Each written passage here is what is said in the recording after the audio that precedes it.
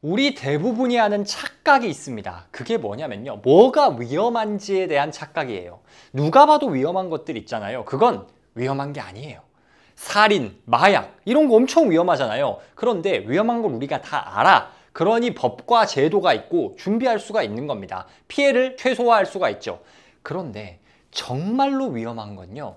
이렇게 대놓고 위험하다고 느껴지지 않는 것들입니다. 휜개미 우리가 무섭단 말 하잖아요. 개미 뭐 별거 아니네 이럴 수 있는데 휜개미가 나무를 갉아먹어서 문화재 자체가 훼손되고 건물이 붕괴되기도 한답니다. 우리 인생에서도 마찬가지죠. 뭐 실직하고 돈이 없고 막 건강이 극도로 악화되고 이런 큰 문제는요. 대비할 수 있어요. 예상이 되잖아. 그런데 정말 위험한 건 위험하다고 인지조차 하지 못하고 있었는데 알고 보니 어느 순간 인생이 무너지는 이런 것들이 정말 문제입니다. 그런 우리가 의식하지 못하고 있지만 서서히 인생을 좀먹을 수 있는 마인드셋, 그런 마인드셋이 무엇인지 한번 이야기해 보겠습니다. 첫 번째는요. should입니다. 영어 단어로 뭐뭐 해야 한다라는 당위성을 나타내는 단어죠. 제가 좋아하는 크리에이터이자 사업가인 알렉스 올모지가 이런 말을 하더라고요. 인생에서 지워야 할 두 단어가 있다면 should be다. 뭐뭐 해야만 해. 뭐뭐 하겠지? 이런 것을 인생에서 지워버려야 된다는 겁니다. 어떤 예가 있죠? 내가 열심히 했으니까 난 인정받아야만 해. 내가 이렇게 잘해줬으니까 넌 나에게 감사해야만 해. 내가 최선을 다했으니까 난 돈을 잘 벌어야 돼. 물론 그러면 좋죠. 그런데 현실이 그런가요? 현실은요. 내가 얼마나 열심히 했나? 내가 잘했나? 솔직히 다른 사람 입장에서 알 바 아니에요. 그래서 네가 잘했니? 그래서 나에게 도움이 됐니? 이걸 물어보는 게 현실 아닙니까? 옳고 그르고를 떠나서 그게 우리가 본 현실이잖아요. 그리고 또 바꿔 말해서 누군가 나에게 엄청 잘해줘요. 그렇다고 내가 그 사람에게 감사할 수는 있는데 내가 그럼 그 사람을 무조건 좋아해야 됩니까? 반대로 내가 누구를 엄청 잘해주면 그 사람이 날 좋아해야 돼요? 아니잖아요. 그랬으면 우리가 연애에 실패할 일이 없죠. 나쁜 남자가 매력적일 이유도 없어. 착한 남자가 다 잘 됐겠지. 세상에 당연한 건 없어요. 내 생각에는 이게 맞아. 이렇게 되어야만 해. It should be something. 이렇게 말해도 우리가 그건 네 생각이고 그건 내가 봤을 때만 당연한 거지 다른 사람 봤을 땐 전혀 당연하지 않아요. 그러니까 우리는 인생에서 should라는 마인드셋, 뭐뭐 해야만 한다는 당위성을 없애야 됩니다. 최인철 교수님의 프레임이란 책에서 이렇게 말합니다. 우리는 세상을 있는 그대로 객관적으로 바라보고 있다고 생각하지만 사실은 프레임을 통해서 채색되고 왜곡된 세상을 경험하고 있는 것이다. 내 생각에는 당연하다 싶은 것들을요. 조금만 관점을 바꾸면 전혀 당연하지 않습니다. 제가 어느 날은 굉장히 바쁜 하루를 보냈어요. 정말 열심히 일했어. 그리고 제가 바쁜 일정을 보낼 거라는 걸 저희 와이프도 알아요. 그러면 제가 집에 딱 마치고 들어갔어. 고생했어. 그러면 제 입장에선 와이프가 저에게 오빠 수고했어. 오늘 너무 고생했어. 막 해줘야 할 것 같잖아. 그래야 될 것 같잖아. 저희 와이프가 보통 그렇게 해주거든요. 그런데 가끔 제가 정말 힘든 하루를 마치고 들어갔는데 와이프가 얼른 애 좀 안고 얼른 저기 뭐 응가 좀 치워주고 뭐 좀 해. 이렇게 할 때가 있어요. 그러면 제 입장에서 보면 뭐지? 좀 내가 고생했는데 좀 잘 맞아줘야 되는 거 아니야? 섭섭할 수 있겠죠. 그런데 보통 그런 경우는 알고 보면요. 이미 제가 도착하기 전에 저희 애들 둘이거든요. 둘째가 지금 신생아예요. 100일 좀 넘었어. 근데 이 둘이 난리를 쳐놓은 거야. 둘째 분유 먹이고 있는데 첫째가 막 울고 불고 똥 싸고 그래가지고 이미 지옥 같은 시간을 2~3시간 보낸 입장이에요. 저희 와이프는. 그럼 와이프 입장에서 제가 왔으면은 일단은 오히려 반대로 너무 고생했지. 내가 이제 애들 볼게. 이렇게 해주기를 와이프 입장에선 기대하겠죠. 와이프 입장에선 그게 당연한 거예요. 근데 저는 모르죠. 서로 이렇게 모르는 상태에서 야, 내가 이렇게 했는데 너 이렇게 해줘야 되지 않아? 라고 하면요. 이건 대화가 안 되는 거예요. 결론적으로 뭡니까? 세상에 당연한 건 없어. 왜? 내 입장에선 당연한 게 조금만 시선을 바꾸면 절대 당연하지 않아. 제가 강의를 간 적이 있어요. 근데 강의에서 질문이 들어왔습니다. 제가 열심히 SNS를 해봤거든요. 정말 최선을 다했는데 왜 안 될까요? 근데 딱 그 순간 제 마음에 든 생각은 뭐였냐면요. 떠오른 문장이 왜 잘 돼야 되는데요? 였습니다. 물론 그렇게 말하진 않았어요. 너무 티 같잖아. 근데 핵심은 뭐냐면 만약에 이분께서 본인이 열심히 했는데 분석을 해보니까 이런 문제가 있더라. 그래서 제가 이게 문제인 것 같아서 이렇게 해봤는데 효과가 없네요. 이게 왜 안 됐을까요? 이렇게 질문이 들어왔다면 그러면 제가 제 경험상 그건 이게 아니고 저겁니다. 이렇게 분석을 하고 답변을 할 수가 있잖아요. 그런데 그게 아니라 열심히 했는데 왜 안 될까요? 왜 잘 돼야 되는데? 여러분 SNS는 관심사를 보는 곳이잖아요. 평가 기준이 내가 얼마나 열심히 했냐가 아니고요.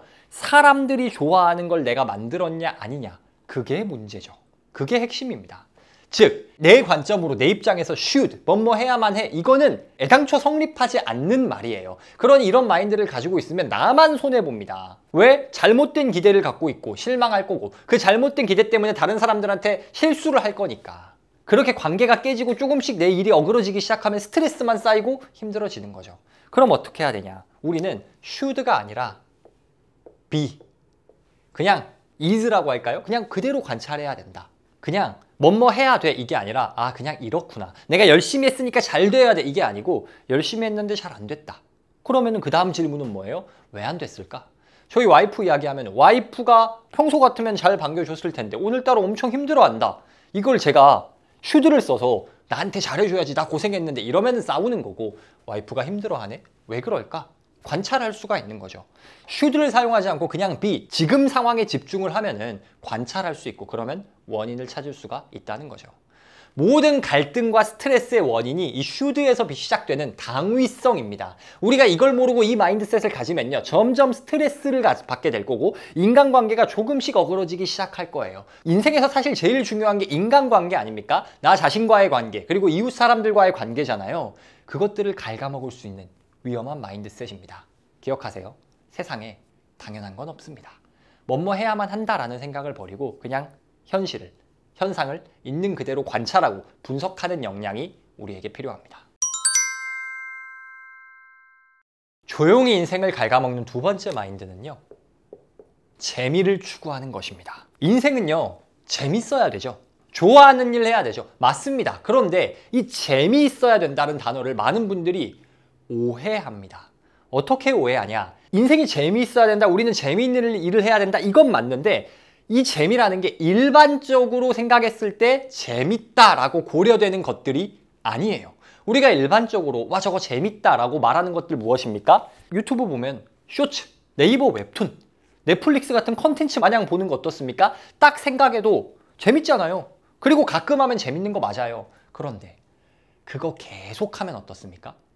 유튜브 영상을 하루에 4시간씩 보고 넷플릭스도 그냥 주말 내내 보면 어떻습니까? 재밌어요? 재미없어요.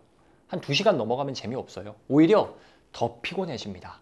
야동 어떻습니까? 자극적이잖아요. 재밌잖아요. 근데 그거 보고 나면 어떻습니까? 현자 타임 오잖아요. 그게 인간의 뇌가 원래 그렇습니다. 일반적으로 재밌다, 쾌락이다 라고 관주되는 것을 계속하면요. 어느 순간 재미도 없고요. 심지어 고통이 나타나요. 도파민 네이션이란 책에서 뭐라고 말하냐. 저울에 비유를 하는데 이렇게 저울이 있으면은 우리 뇌에 저울이 있답니다. 이 저울은 한쪽에는 쾌락이 놓이고요. 한쪽에는 고통이 놓인대요.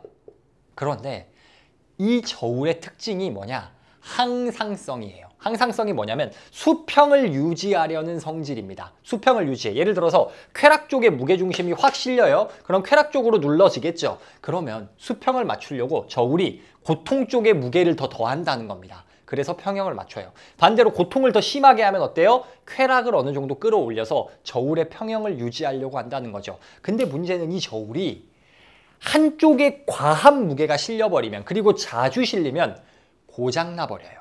어떻게 고장나냐? 쾌락을 추구하려고 쾌락 쪽에 점점 무게추를 더하지 않습니까? 그러면 항상성 맞추려고 고통도 같이 늘어나요. 그러면 고통이 어느 정도 늘어나서 얘가 평행해질 때까지만 늘어나면 괜찮은데 얘가 고장나서 반대쪽, 즉 고통에 더욱더 큰 무게를 실어버린다는 겁니다. 그러니 쾌락을 추구할수록 2배, 3배 더 큰 고통이 찾아온다는 거예요. 중독 증상이 딱 그러지 않습니까? 마약 처음 하면 장난 아닐 거예요. 막 짜릿하고 막 그럴 거예요. 근데 평형을 맞추기 위해서 고통이 늘어나. 그래서 왜 또 고통스럽지 하고 더해. 그러면 이제 더 센 마약을 해도 고통이 훨씬 더 커져버릴 수가 있다는 거죠. 저울이 완전히 망가져 버릴 수 있다는 거예요. 그래서 어떻게 해야 되나요? 쾌락을 추구하고 쾌락만 쌓이다 보면 고통이 늘어난다는 거잖아요. 그러면 쾌락을 느끼려면, 즐거움을 느끼려면, 재미를 느끼려면 어떻게 해야 됩니까? 반대로 하면 돼요. 적당한 고통을 추구하면 됩니다. 그러면 적당한 쾌락이 따라오게 돼 있어요. 물론 이것도 적당해야 됩니다. 너무 고통 쪽으로 치우쳐서 자기 학대가 되면 안 돼요. 그런데 어쨌든 약간의 쾌락, 건강한 수준의 즐거움과 재미를 느끼려면 고통을 추구해야 되는데, 여기서 말하는 고통이란 무엇입니까? 일반적으로 재미없다 느껴지는 것들.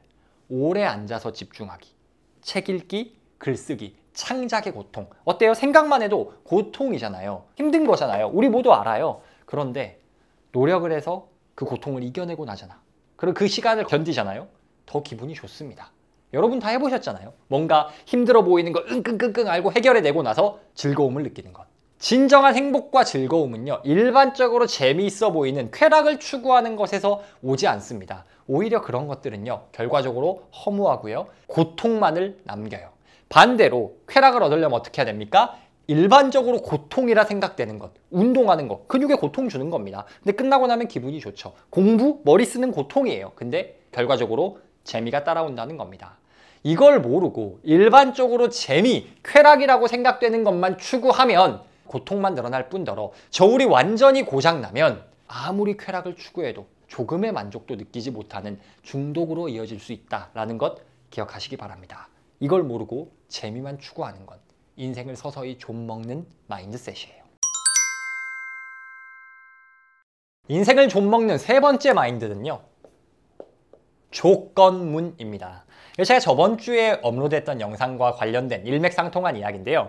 제가 예전에 스레드에 어떤 글을 썼냐면 이런 글을 썼습니다. 행복은 조건문이 아니라 평서문으로 쓰는 거다. 조건문이 무슨 뜻입니까? A 하면 B 하겠다. 100억 부자가 되면 행복하겠지. 대학에 입학하면 기분이 좋겠지. 여자친구가 생기면 데이트해야지. 뭐 이런 거 아닙니까? 그 조건문의 특징은 뭐냐면요, 끝, 엔드 포인트가 정해져 있어요. 이 끝 엔드 포인트에 도달하면 뭔가 바람직한 결과를 얻을 수 있다. 기분이 좋아질 거다라는 거잖아요. 그런데 보통 아니더라고요. 제가 비즈니스 코칭 프로그램을 최초 런칭할 때 이야기인데요. 판매 목표 수치가 있었어요. 그 목표 수치를 달성하기 위해서 제발 팔려라 이렇게 고민하면서 떨리는 마음으로 했겠죠. 정말 긴장했는데 딱 제가 목표했던 수치를 달성했습니다. 그럼 목표를 달성했잖아요. 조건문으로 따지면 다 팔면 기분이 좋겠지. 이게 있었잖아요. 달성하니까 후련하냐? 아니요. 어떤 생각이 드냐면 조금 더 잘했으면 목표치보다 더 팔 수 있었을 텐데 를 생각하게 되고요. 바로 다음 걱정이 됩니다. 2기는 어떻게 모아야 될까? 3기는 어떻게 모을까? 후속 프로그램은 어떻게 해야 될까? 이런 바로 그 다음 단계의 걱정을 하지 만족하지 않더라고요. 인생이 특정 조건을 만족한다고 해서 게임이 끝나지 않습니다. 오히려 바로 다음 라운드가 시작돼요. 그걸 모르고 엔드포인트 끝에만 집중하면 허무하겠죠. 우리가 좋아하는 사람 꼬시고 함께 연애하면 세상 가장 행복할 것 같잖아요. 그런데 금방 익숙해져. 별 감흥 없고 심장도 안 뛰고 그렇지 않습니까? 당연히 저는 예외예요. 저희 와이프한테는 저는 아직도 가슴이 뛰고 볼 때마다 기분이 좋고 그렇습니다. 당연한 거 아니에요? 여러분이나 그러시는 거지 저는 안 그래요. 뭔 소리라는지 모르겠는데 자, 아무튼 조건으로 본 엔드포인트를 추구하는 삶에는 그 끝에 허무함만 있다는 겁니다. 그래서 사이먼 시넥은 뭐라고 말하냐? 제가 저번 주에 소개했던 영상에서 인피니트 게임, 유한 게임이 아닌 엔드포인트가 없는 무한 게임을 하라 라고 말하는 겁니다. 그런 게임은 어떤 특징이 있습니까? 일단 끝이 없어요. 예를 들어서 테슬라처럼 지구 자체를 더 전기차로 깨끗하게 만들겠다. 인류를 화성에 보내겠다. 뭐 일론 머스크의 비전이죠. 이런 것처럼 개인보다 큰 것, 끝날 가능성이 가까워 보이지 않고 개인의 영달을 추구하기보단 더 크고 세상에 기여할 수 있는 비전을 추구하는 것. 그게 인피니트 게임, 무한 게임이라는 겁니다. 여기에 인간의 행복이 있지 조건문의 행복이 있는 게 아니라는 거예요. 그래서 직업 만족도 가장 높은 직업이 뭔지 아십니까? 거의 대부분 성직자예요. 왜? 기독교는 어때요? 영생이잖아요.